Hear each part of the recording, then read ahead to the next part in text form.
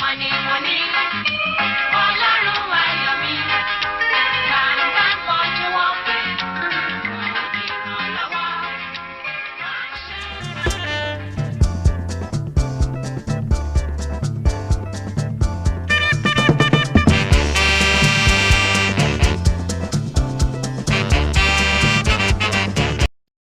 Good evening and welcome to school. A fortnight ago, commercial bus drivers in Ibadan and some other parts of Oyo State took to the streets in agitation against what they call the high-handedness of the members of the State Road Safety Corps. On our program tonight, we have the chairman of the Oyo State Road Safety Corps, Professor Wole Soyinka. We shall be talking on the activities of its members and other related issues. Welcome to the program. Thank you. Now, downfall drivers accuse young men of high-handedness. We like to defend that charge in the first place. Well, you know, all drivers have a choice.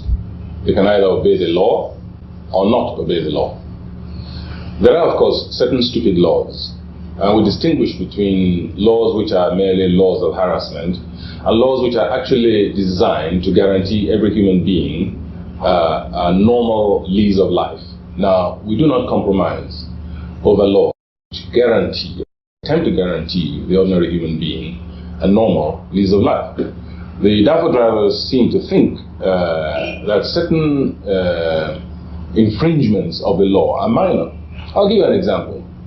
We were talking to them, we've had some meetings with some of them. The governor, as you know, has even met them. I was there. One of them was complaining about arrests for overloading. And they felt that, one or two echoes doesn't make any difference. Now, we had to explain to them very patiently that even one extra person wedged between the seat and the door can make the difference between the death and salvation of about 27 other people in that vehicle. In other words, if you load a vehicle in such a way that in case of accident, escape is compromised even by 1 second, you have already placed the lives of all the people in that vehicle. Now, what will have thought vehicle inspection is the exclusive preserve of the Nigerian police force? No, we're not talking about vehicle inspection. We're talking about the simple act of carrying more people than you are supposed to. How do you know? How do you know that? If a driver is carrying more than... It's the easiest thing in the world. If you go along these roads anytime and you see a number of heads lining the back of the seat when you know there should only be 4, and you see about 6 or 5, you know there is something wrong, so you stop the vehicle to check. It's very, very simple. Even ordinary non-commercial vehicles, if you see a car going along and you see heads, jammed against the window, against the door, you know that something is wrong. So it was that particular case? No, I was just giving one example. There are several others. Now, let me tell you, they had one. In fact, of all the various complaints which they had, there was one which we immediately recognized as constituting a genuine problem to the downfall to the commercial drivers. This had to do with the mobile court. Now, what was happening when the mobile court was sitting during this special operation, road sweeps? It's not new, by the way. The Road Safety Corps has been doing this and operating the mobile court, which is an arm of the judiciary, for since its inception.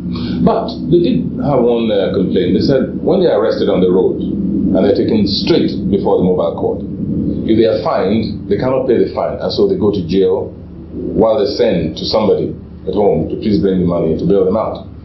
Whereas in the normal course of things, they'll be given a date ahead, which will give them time to prepare in case they will be fined, which is a very genuine source of complaint, and which could have been brought through our normal communication channels, because we meet them all the time. But you see, these reasons were they were all excuses, because there was no problem which they raised, which could not have been dealt with in the normal way, which had not in fact been discussed before. There were complete ulterior motives, involved in this, and we don't accept all the...